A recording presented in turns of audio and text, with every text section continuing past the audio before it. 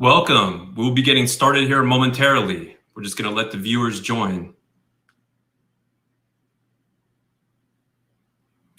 Fantastic. I see that we've had some folks log in, so we're going to go ahead and get started. Thank you so much for taking the time to join the My Solo 401k Financial weekly webinar. Today's topic, we're going to be going over self-directed solo 401k private equity investments. We put together a how-to guide. Please like this video. Please subscribe to our channel for more videos like this. Right here, we've got a good overview of what we're going to be discussing. So let's review what we're going to go through. So again, the focus of today's topic is the rules for investing a self-directed solo 401k in a private placement. It could be like a private offering, private placement, private equity. There's different terminology that's used. We want to go through some general do's and don'ts. We want to talk about 5 rules for self-directed investing. We've pulled some sample subscription agreements and offering memoranda that we want to go through and show you some different provisions that come up time and time again with our clients who are investing in these types of investments, and also how to get more information. Before we get started, I will note that you can ask questions in the comments. I would please encourage you to do that, and we'll go through your questions as we go through the slides.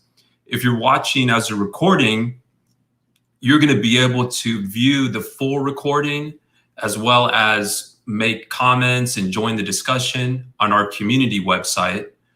We will have a link in the YouTube description how you can join instantly with a click of a mouse and then start participating. You can view these slides. You'll be able to view the full video. So please join the community.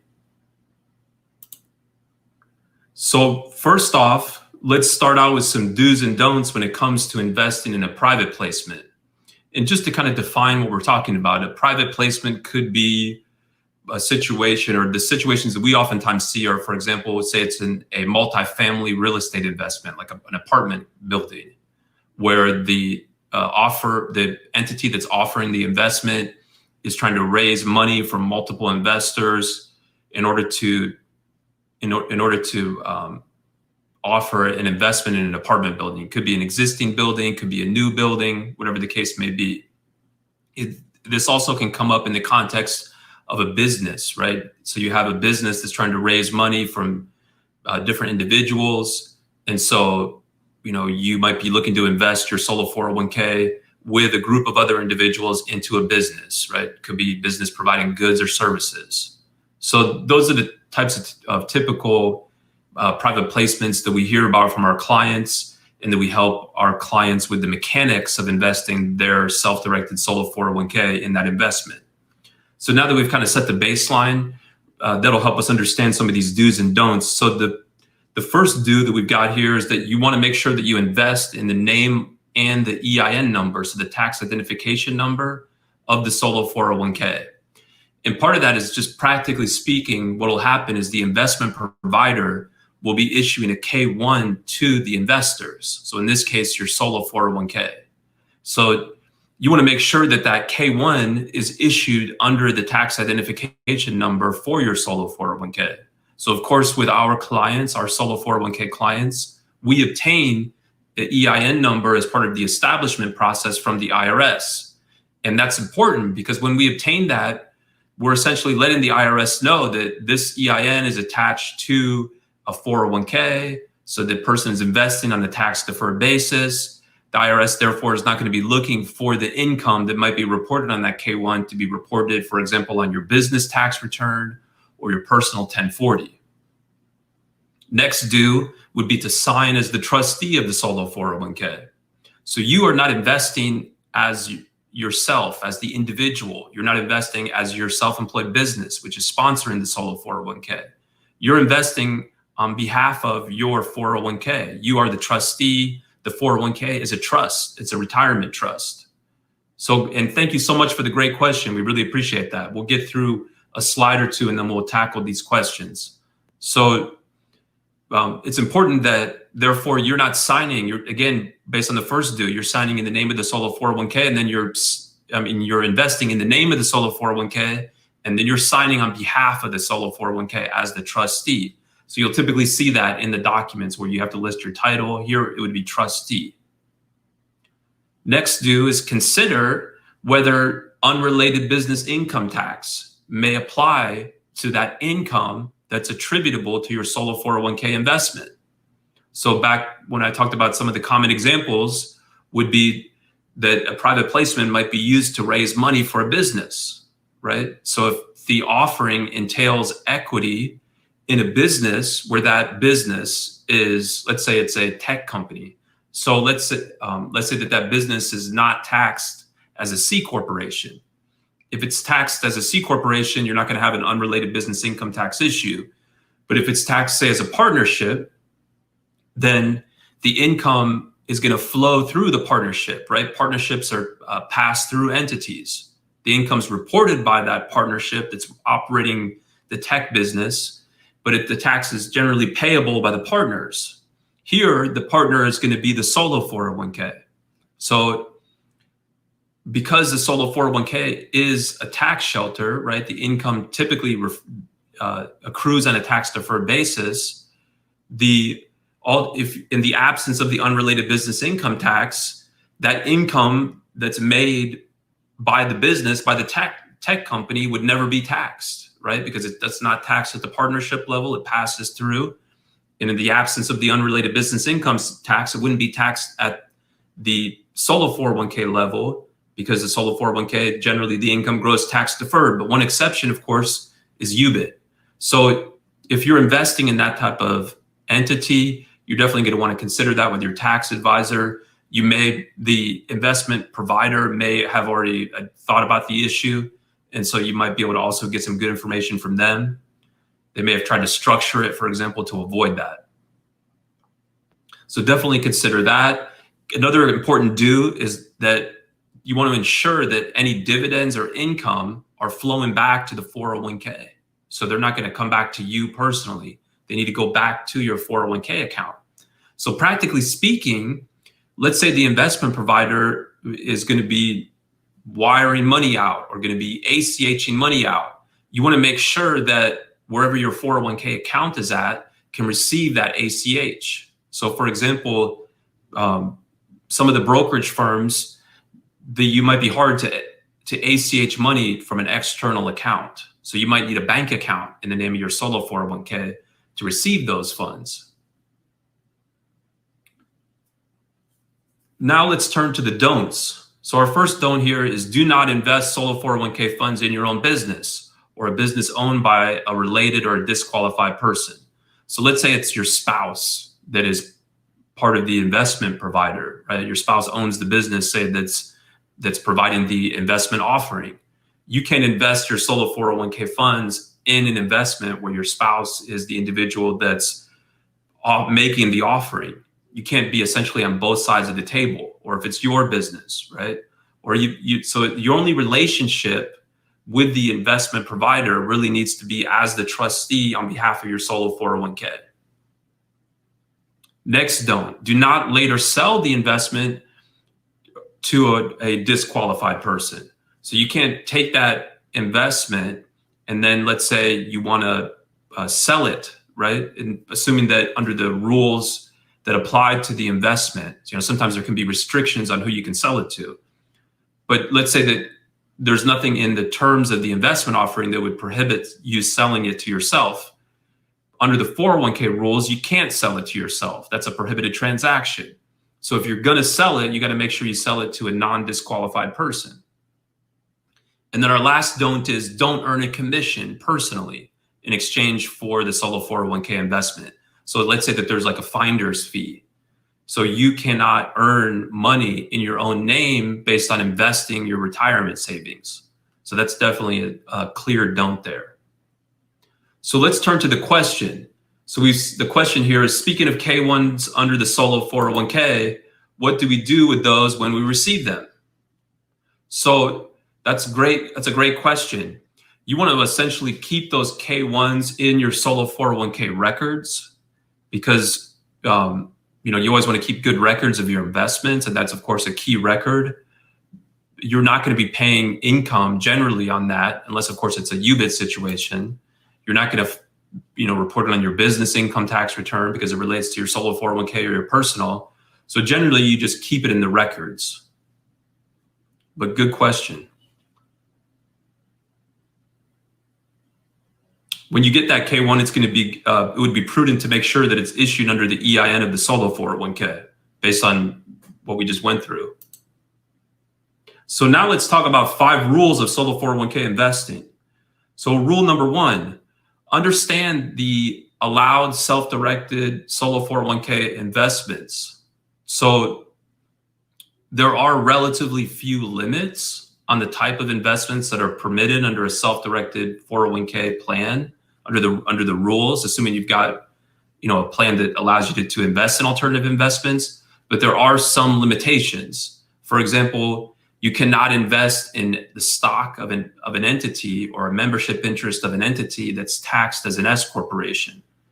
So if it's an LLC that's taxed as an S corporation, you can't invest your solo 401k in that LLC, or in a corporation that's taxed as an S corporation. You can't invest in collectibles, art, antiques, gems, coins, alcoholic beverages, and only certain precious metals.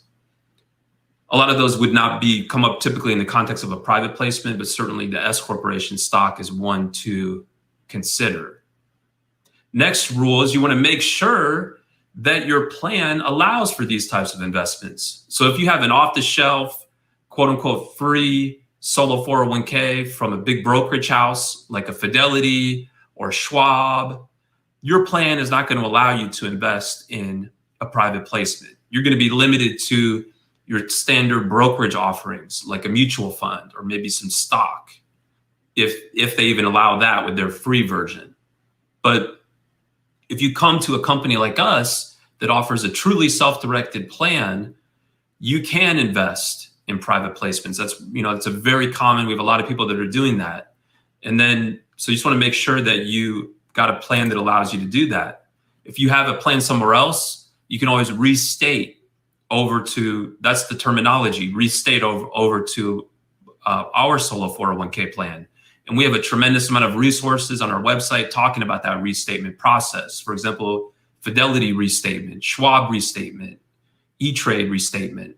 Across, down the line, you can Google or go to our YouTube page and see good videos about that. Rule number 3, understand who is a disqualified person for purposes of placing self-directed 401k investments. So that goes back to one of our good don'ts, right? Well, so it comes down to who's a disqualified person. Well, clearly you are, your spouse, people up and down the family tree. So lineal descendants, ancestors, siblings are not. But the other family members, those other close family members certainly all are, or an entity that's owned by one of those individuals. So if it's like an LLC that's owned by your spouse, that would be an example of a disqualified person. So definitely consider that. And there's other categories, but those are your hot button ones. And that's where it goes back to, if that individual is somehow affiliated with that investment provider, that's certainly going to be something you're going to want to look at closely. Understand the roundabout prohibited transaction rules. So a disqualified person, the general concept here is that if you can't do it directly with the solo 401k, you're generally not going to be able to do it indirectly, right? So, if you're investing your solo 401k funds in a private placement and on the surface, you're not involved with that investment provider, but really the point of that investment is going to be a transaction that's going to involve you, right? Let's say you have raw land and the investment provider wants to buy it to develop an apartment complex, right? And that you can't then turn around and invest your 401k funds in that private placement, knowing that the private placement is going to turn around, collect the money from the investors, then use it to buy the land from you, and then the rest to develop the property. It's not going to be allowed. And thank you so much for the continued good questions. Let's get through these rules and then we'll turn to those. And then, just finally, if it's something where, you're identifying potential compliance issues, Obviously, one option is just not to do it. If you really want to flesh it out, a good option is to get an advisory opinion from the IRS, get a private ruling letter. So next, we're going to be turning to some sample provisions from subscription agreements and offering memoranda. We're going to go through a good list of recurring issues. But first, let's go through these comments. Thank you so much for bringing them to the webinar. First one here is, how do you keep track of investments that are part pre-tax and part after tax, both within the solo 401k? So great. Thank you so much for bringing that question to the webinar. And by after tax, I'm assuming that you mean Roth funds. Obviously, our plan allows for true voluntary after tax contributions. That's part of the Mega Backdoor Roth strategy to really maximize the money in your Roth solo 401k. But what happens under that strategy is you make the after-tax contribution, then you move it to a Roth account and then invest via the Roth account. Because if you have gains inside that after-tax account, those gains are going to be taxable. So let's assume that here you have both pre-tax money and Roth money that you want to invest in the same private placement. And let's assume you don't have any of these other compliance issues that we've been talking about. So in that case, of course, you're going to have two sub-accounts for your solo 401k, one for the pre-tax, one for the Roth. And then when it comes time to fund the investment, there's going to be two transfers, right? Let's say it's two wires, one from the pre-tax, one from the Roth. Now, really, there's just one entity that's investing, which is the solo 401k. So you're going to fill out one subscription agreement.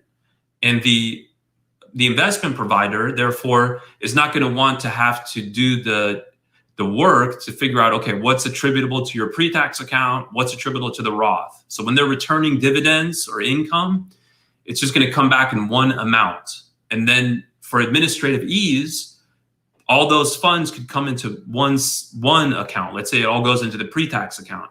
And then you want to reconcile. So that reconciling takes place at the plan level, not by the investment provider. And then you want to reconcile between the two accounts. You at least want to do that on an annual basis, and certainly before you took any type of distribution from the plan. Next question, can I invest in the software another company sells and pay the income percentage back to the solo 401k? If so, am I restricted from performing work on the software development? So when you say invest in a software company, I'm assuming that you're talking about investing your solo 401k dollars. So let's talk about two scenarios. When you say I invest, let's say one scenario is the solo 401k invests. So that means that, of course, the income needs to flow back to the solo 401k. You've also got to consider all the other issues, right? It's got to be titled in the name of the solo 401k, the EIN of the solo 401k. Is it a C corporation or something else? If something else, consider the unrelated business income tax issues. And then you can't be on both sides of the table. So you can't be working on the software development. On the flip side, let's say under the second scenario, let's say when you by I, you mean yourself. So that means that you're taking personal money, non-retirement money, and investing in this business. So that's not going to have anything to do with the solo 401k. Any type of return in that investment is going to go back to you. If you want to put money into your solo 401k, you can do that, but as a separate contribution. It has nothing to do with your investment in this company. Now, let's say you're working as a contractor for that company and you also invest non-retirement money. So that work as a contractor might be your self-employment activity. Then you would earn self-employment income, which therefore would be a basis to make a contribution. But it's really has nothing to do with the investment. It all has to do with your self-employment activity in that second scenario where you're not investing 401k dollars. Oh, and I see you clarified. Thanks for doing that. So it just goes back to, yes, you can, subject to all the limitations. You can't work there. Consider UBIT. Make sure you title it in the name and the EIN of the solo 401k. And of course, the income has to come back to the solo 401k. Follow-up question. Great question.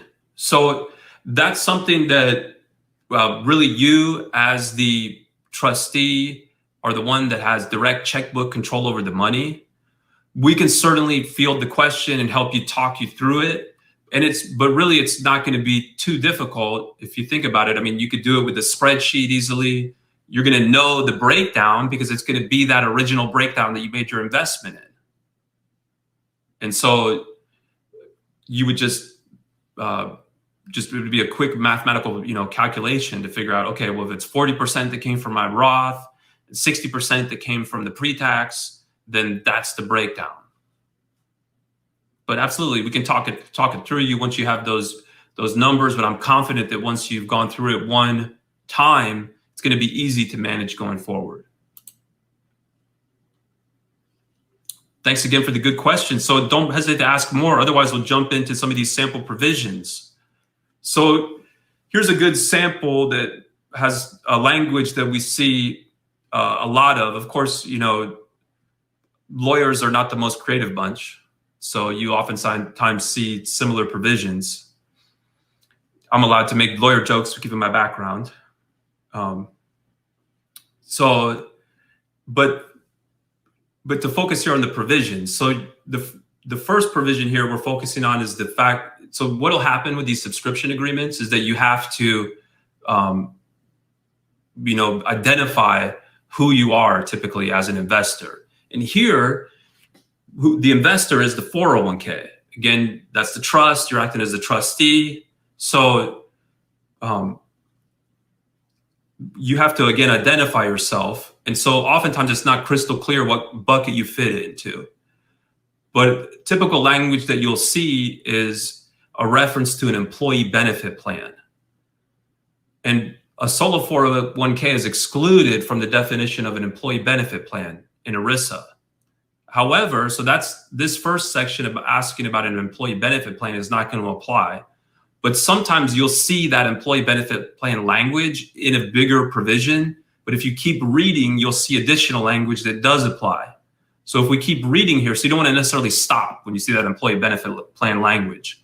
If you keep reading, you'll see where it talks about next, okay, well, we're not an employee benefit plan, but we are a plan that's described in section 4975E1 of the IRC, the Internal Revenue Code. Because a solo 401k plan is subject to section 4975.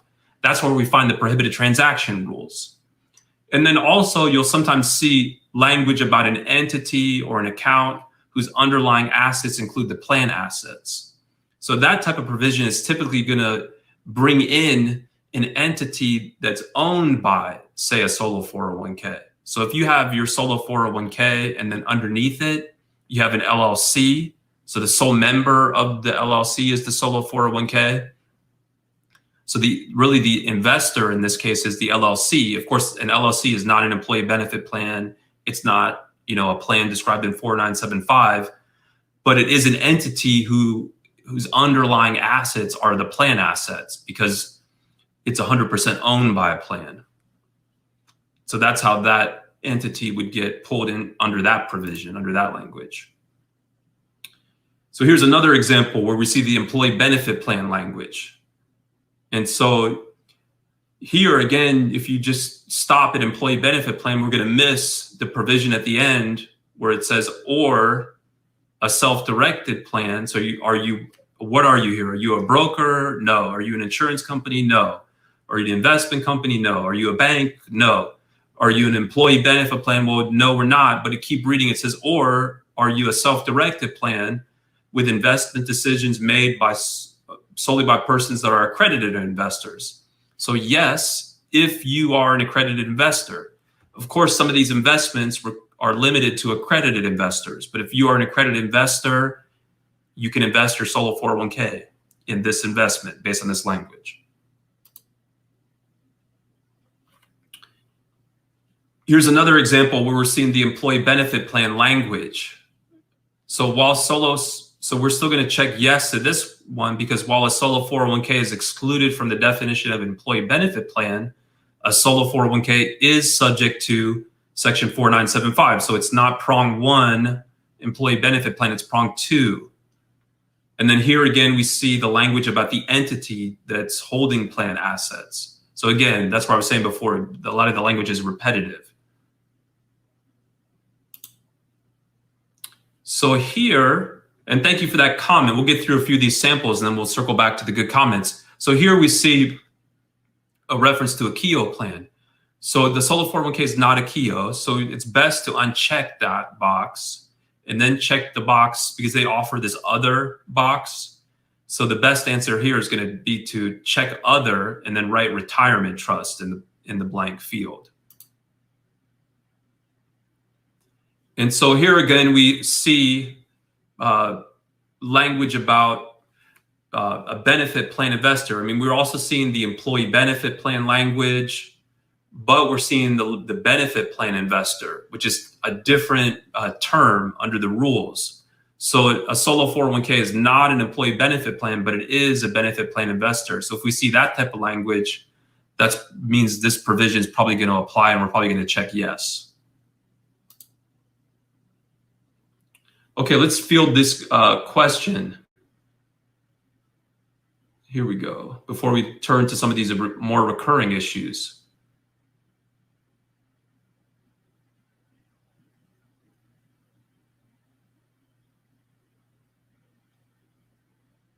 So you've got an LLC that's owned by your solo 401k. And of course, it's going to come down to the specific document, right? But in all likelihood, it's going to probably fall under one of these entity type of provisions, because it is an entity that's holding plan assets. And they even ask here about the percentage of, it looks like they're asking here about the percentage of plan assets. Hopefully that helps. Thank you so much.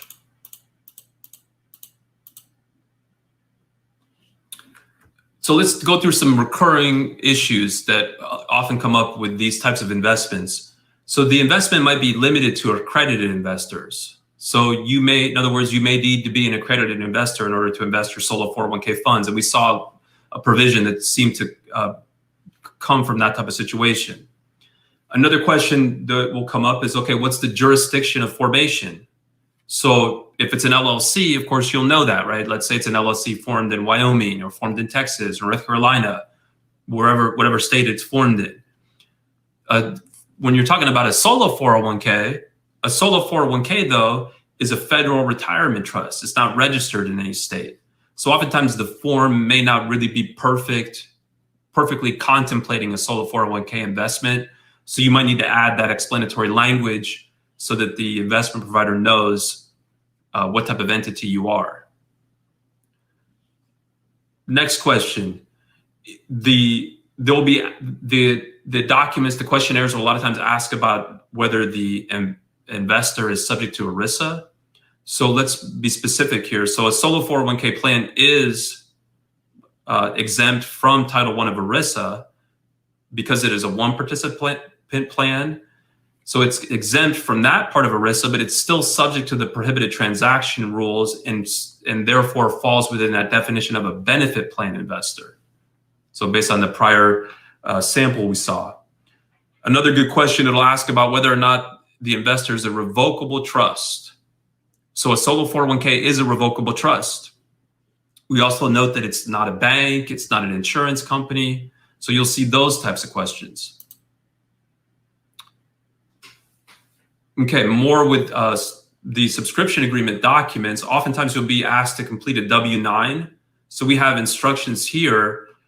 So you want to enter at the top in line 1, the name of the solo 401k, exempt payee code 1, check the box in front of other, enter retirement trust, enter the address, city and state, the EIN for the solo 401k, so not the social, the EIN of the solo 401k, and then the trustee signs here, and make sure you date it. So then that comes to the end of the slides. We definitely, we've got more time to field questions. Otherwise, I would point out that, as I mentioned earlier, the full recording here is going to be available on our My Community website. You can sign up instantly. There's going to be a link in the YouTube webinar. You'll be able to access the slides. You'll be able to access the full recording. There'll be a discussion forum where you can post questions where we'll respond to those generally within 24 business hours. So, and just other discussions that you might have, other questions you might have, that's a great place to pose and connect and learn from others and grow your retirement account. So we really appreciate everyone's participation in today's session. I don't see any more questions. So thank you so much, everyone.